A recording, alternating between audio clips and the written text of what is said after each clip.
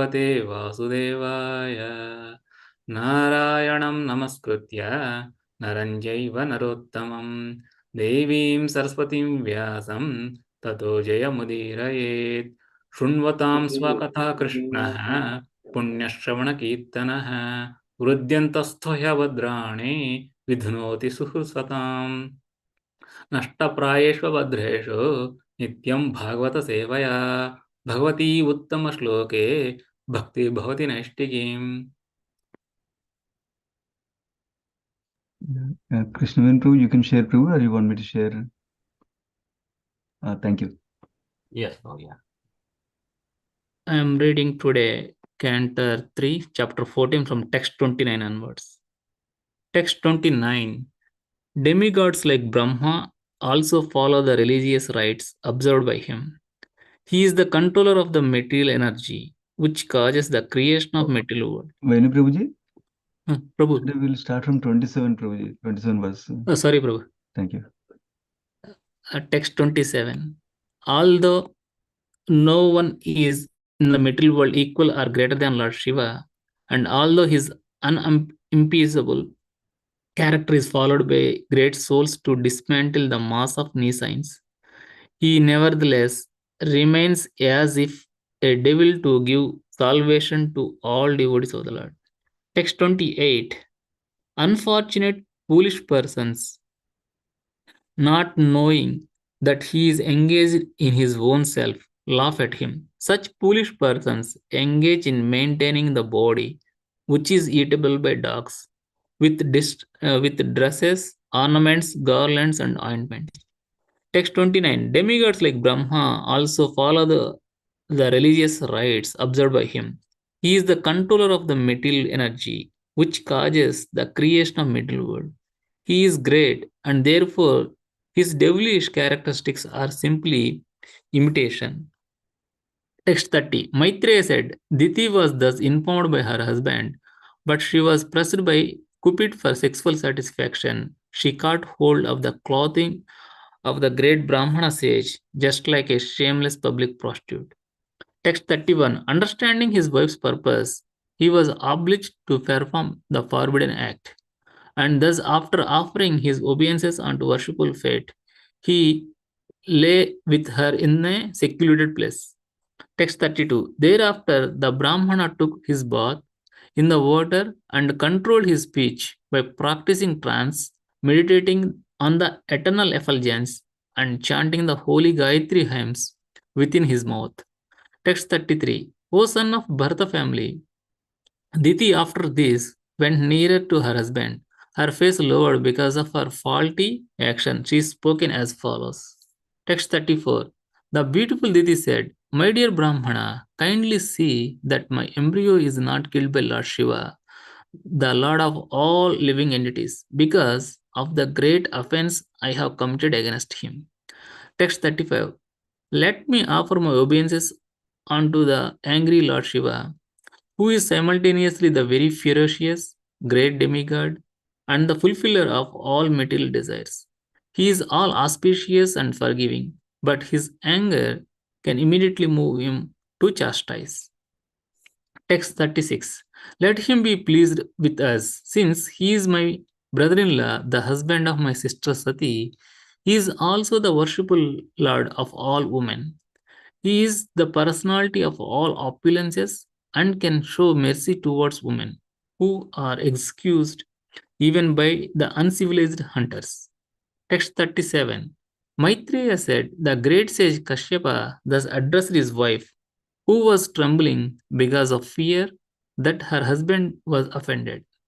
She understood that he had been dissuaded from his daily duties of offering evening prayers, yet she desired the welfare of her children in the world. Text 38. The learned Kashyapa said, Because of your minds being polluted, because of defilement of the particular time, because of your negligence of my directions, and because of your being apathetic to the demigods, everything was inauspicious. Text 39. O haughty one, you will have two contemptuous sons born of your condemned womb, unlucky woman. They will cause constant lamentation to all the three worlds. Thank you, Prabhu. Hare Krishna. Yeah, thank you so much, Prabhu. Krishna and Prabhu, you can start whenever you're ready, Prabhu. Okay, Prabhu. Thank you, Prabhu. Are you able to hear, Prabhu? Yes, Prabhu, it's clear. Thank you. Yeah, okay. Thank you. Thank you, Venu Prabhuji, for reading the translations. Thank you all for joining for today's Bhagavatam session.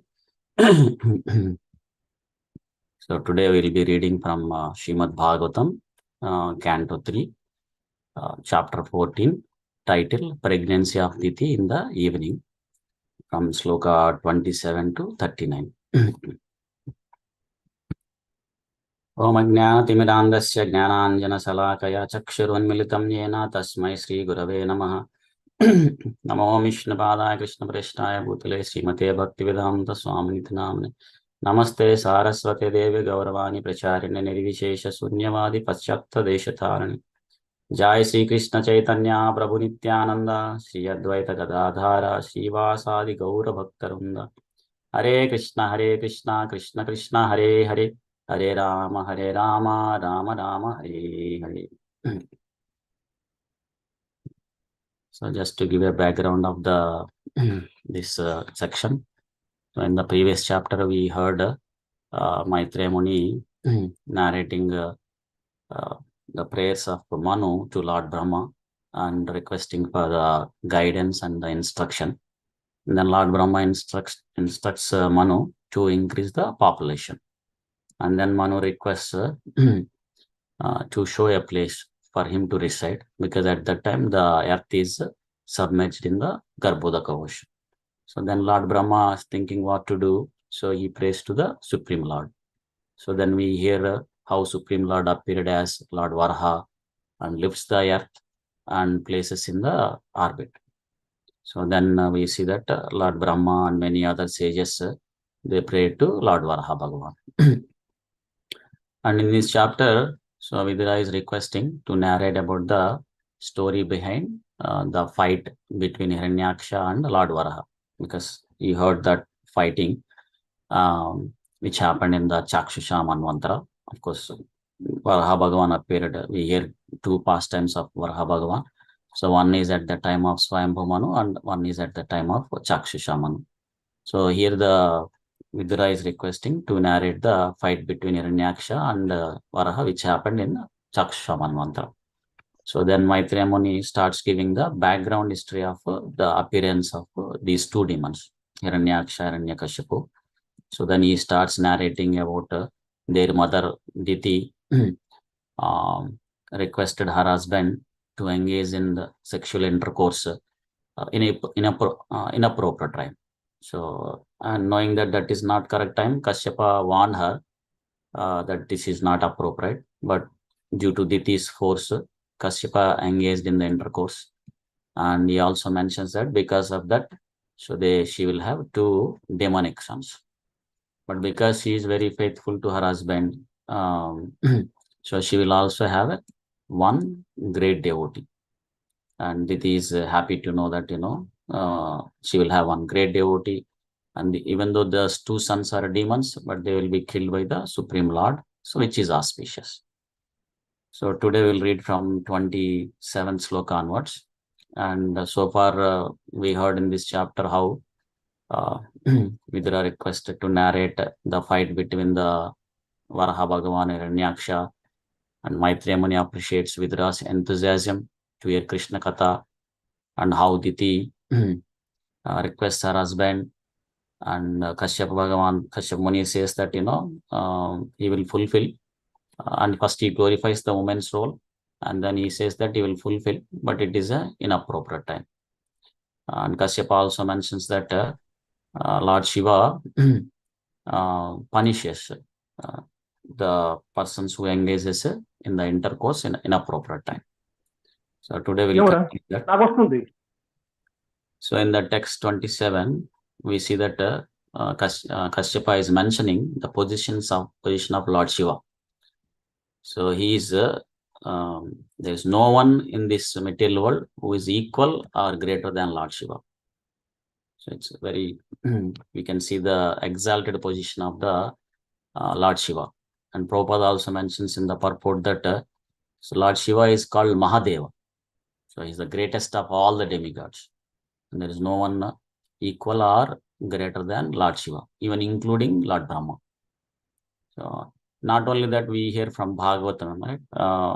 Lord Shiva is topmost of the Vaishnava, like Vaishnavanam Yathashyam. So he's the greatest of the Vaishnavas. So, and he's one of the 12 Mahajanas. So who are the authority of the devotion service. So they teach by their own example and they help others to progress in Krishna consciousness. So we hear that, in Bhagavatam, how Lord Shiva preaches the cult of bhakti to the prachetas.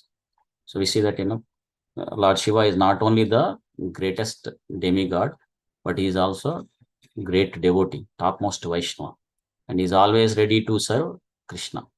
So that's what, like, as a practicing devotee, we should follow in his footsteps to see how we can serve Krishna and his devotees. So we see that, Krishna, Lord Shiva is always ready. So when he was asked to preach Mayavada philosophy, so he incarnated as a Shankaracharya and preached. And he served Krishna by drinking the powerful poison during the churning of milk ocean to save the humanity, the people. So which will please the Supreme Lord. So like that. So and he is always gets great pleasure in listening Krishna Katha or chanting the holy name of the Supreme Lord Hari. And Prabhupada mentions that in the purport is almost equal to Lord Vishnu. So that also mentioned by Lord Brahma in the Brahma Samhita. Kshiram yada dadi vikara vishesha yoga, like that, So how that milk is transferred just by adding some acids into curd. So similarly, Lord Shiva is the expansion of Lord Shiva, Vishnu, is almost equal, like that. And Prabhupada also mentions in the purport the greatness of Lord Shiva, like, is the husband of Mother Durga, so who is the in charge of the three modes, the Sattva, Raja, Tamoguna. But Lord Shiva, though he associates with Mother Durga as a husband role, but he is never affected by the three modes. So he is above the three modes. So, that's what the devotees should get inspired from the Lord Shiva's. He's a topmost Vaishnava. He is always above the three modes and always taking pleasure in listening Krishna Katha or chanting Hare Krishna Maha Mantra. So in text 28, we see that, but some people, the foolish persons, not knowing his exalted positions, they laugh at him. So, and such foolish persons, they only engage maintaining the body. So, of course, we see that, the body will be at the end eatable by dogs only. And they are very much interested to decorate the body with costly dresses and ornaments, garlands, like that. So, and Prabhupada mentions that, but Lord Shiva, he never accepts these luxurious dresses or garlands or ointments, because he knows that they are all meant for Supreme Lord Krishna. So this is a perfect example of a simple living and high thinking. So, but the foolish persons, so not knowing the exalted position of Lord Shiva, they only maintain the body. They are fully engaged in maintaining the body with dresses, ornaments. So that's why those people are called simply living and no thinking, because they are not utilizing this valuable human life for the highest purpose, to go back home, back to Godhead. Instead, they are engaged in the animalistic activities like ahar, nidra, bhayamayutanamcha. And even some people, when they approach Lord Shiva also, those kind of people, they approach only for the material benefits. Or little bit another category is to see that they also want to become Lord Shiva. So that's why they chant like, Shivoham, like I am Shiva, like that. But we see that Lord Shiva is very simple. Like he doesn't accept any luxurious items like that. So devotees should, as a practicing devotee, one should be inspired to follow in the footsteps of Lord Shiva and practice that simple living and high thinking. and not imitate Lord Shiva. Like, some people, they imitate Lord Shiva, seeing that, Lord Shiva taken the poison. So they also imitate and take some intoxications. So, and Prabhupada mentions that if somebody imitates these great personalities, uncommon activities, so they will be ruined. So in the text 29, we see that, even the Lord Brahma, he also follows Lord Shiva's, whatever the religious rites he observed. And we see that he is the controller of the material energy, which causes the creation of the material world. And Prabhupada mentions in the purport that so he is one of the Guna Avatar. Lord Shiva is one of the Guna Avatar. He is in charge of the mode of ignorance. We see that he is a controller of the material energy, because he is husband of the Mother Durga. But still, though he has a great opportunity to enjoy all the material opulence, but still we see that he he doesn't accept it. So such a great personality. So, and sometimes, a practicing devotee or even not in the path of bhakti. So when somebody is offered with so much opulence and comfort facilities, so they will try to use it for their sense gratifications. So even though it is inappropriate. But we see that here, Lord Shiva, even though he has all kind of comforts and facilities, but he still not doesn't use it for his sense gratification, because he understands that that is for the pleasure of Supreme Lord Krishna. And in the text 30, we see that Maitreya Muni is saying that Totiti was informed by her husband that that's not appropriate time, but because she was pressed by Cupid for sexual satisfaction, so she caught hold of the clothing of this Kashyap Muni, just like a shameless public prostitute. And Prabhupada mentions that this is a difference between a married wife and public prostitute. Like, married wife, generally, she restrains her sexual desires and she follows the rules and regulations that are mentioned in the scriptures, but not in the case of the public prostitute. And we see here in the next sloka also that, although Kashyapa Muni, though he is very enlightened, but still he became victim to engage in this inappropriate sexual intercourse because of the strong force of the material energy, the senses. And Bhagavatam, we hear that, the senses are very strong. Balavan Indriya Gramo Vidvamsam api Karshati. So Kashyap Muni is very enlightened, but he was attacked by the force of the senses. Balavan Indriya Gramo. So that's why Bhagavatam suggests that, one should be very careful. So a man, in fact, Bhagavatam suggests that a man should not share the same seat with his own mother, sister, or daughter. Matra, Swastra, Dvitrava. Not just for ordinary personality, even for the great knowledgeable persons, Vidvamsam. So even for them also, so sometimes the senses may cause an havoc, even though they are very knowledgeable persons. It's like how we see here, Kashyap Muni is very knowledgeable, but still he was engaged in this. Of course, here, these are all great personalities, whether Mother Ditya or Kashyap Muni. So we should always think that, these exalted personalities are kept in this situation. So that Krishna is teaching a lesson for all of us about the forces or the strongness of the senses. Not that we should bring them into a lower level and think that, they are abominable like that. Not like that. They are very, very great personalities. So we should only think that Krishna is teaching a lesson for us. So as a practicing devotee, Krishna is telling that, we should be very cautious in our day-to-day activities and see how our senses are engaged. That we should be very cautious. So like the senses are, it's like a sharp knife. If we are not careful using that sharp knife, then we will cut our bodily parts. So either finger or wherever we are using it. Of course, sometimes even when we try our best to use the sharp knife carefully, but there is a possibility of mistake. But at least from our side, we should be very careful. If we are not careful, then we can understand like how many cuts we can happen.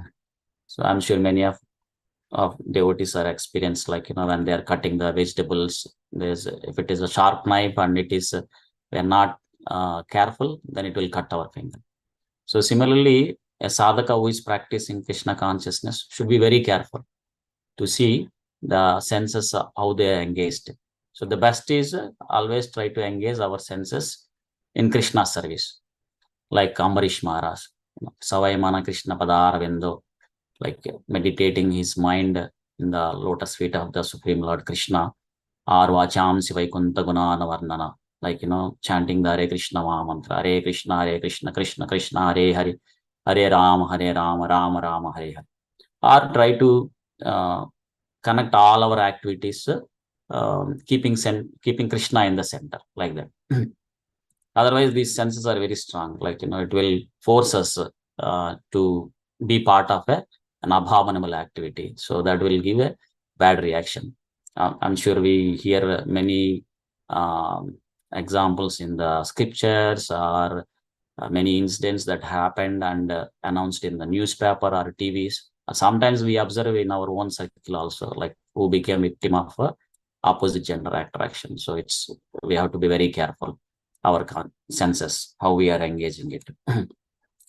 So in the text 31, we see that Kashyap Prajapati, though he is very enlightened or knowledgeable, but still he was obliged to perform the forbidden activity. And then he engaged in the sexual intercourse with his wife. So we see that how the force of the senses are the obligation. So even though Kashyap Prajapati knows that this is a forbidden activity and Lord Shiva will not be very pleased, and even with this act, the child that is going to come will not be a good child. So he's not going to be a good child. Still he could not protect himself because he was too obligated to his wife. So similarly, a practicing devotee may fail once in a while, but we should understand that we should be very careful how we are engaging our senses. So even if in a situation where we are failed to protect it, but we should realize that mistake and then continue our sadhana sincerely and seriously, and also at the same time pray to Supreme Lord Krishna to protect from the forces of the senses. Then slowly one will become very strong in the path of bhakti, and then they can be able to overcome the force of the senses. Like we see the examples of Srila Haridas Thakur, when a prostitute was sent to him for the intercourse, but Srila Haridas Thakur's senses were not agitated because he was very strong in the path of bhakti. Instead, he made that prostitute to be a Vaishnava, to be a devotee. So until the senses are become very strong, we should actually force ourselves into an environment where it is conducive to be the progress in the path of bhakti, not in the environment where there is a lot of attractions to the senses. Then senses will be immediately or easily agitated, and then we will be forced, even though we know that it is inappropriate activity, but we will be forced to be part of that inappropriate activity. So then in the text 32, we see that, after that inappropriate activity, Kashyapa Prajapati, so he took a bath and then he chanted the Holy Gayatri mantra. And Prabhupada mentions in the purport that how one is recommended to take a bath after they use the toilet. So similarly, so one should take bath after the sexual intercourse, especially when one performed in a forbidden time. And also we see that Kashyap Prajapati chanted the holy mantra within his mouth. And Prabhupada mentions that there are some mantras where you chant softly within the mouth, so that the potency or the benefit will be higher. But this Hare Krishna Maha Mantra is a Maha Mantra, so it can be chanted softly or it can be chanted loudly. like either japa or kirtan. The potency is very high. So that's why it's Mahamantra. And then the text 33, we see that Mother Diti, so after the activity, so she understood that, she was engaged in an appropriate activity. So, and she faced her low, she put her face lower because of her faulty action. So now we see that, when someone perform unethical activity, so even though they knew that it is incorrect, but because of not able to control the senses, when they have done the activity, but later after the activity completed, because they are knowledgeable, they understand that they did a mistake and they repent that they should not have done this. And from next time onwards, we should be very careful like that. So similarly, Diti, now she is feeling ashamed for her faulty activity. So that's why we see that she kept her face down and started speaking to her husband, Kashyap Prajapati. And here Mother Diti is saying that to Kashyap Prajapati that she is requesting to see that her embryo is not killed by Lord Shiva.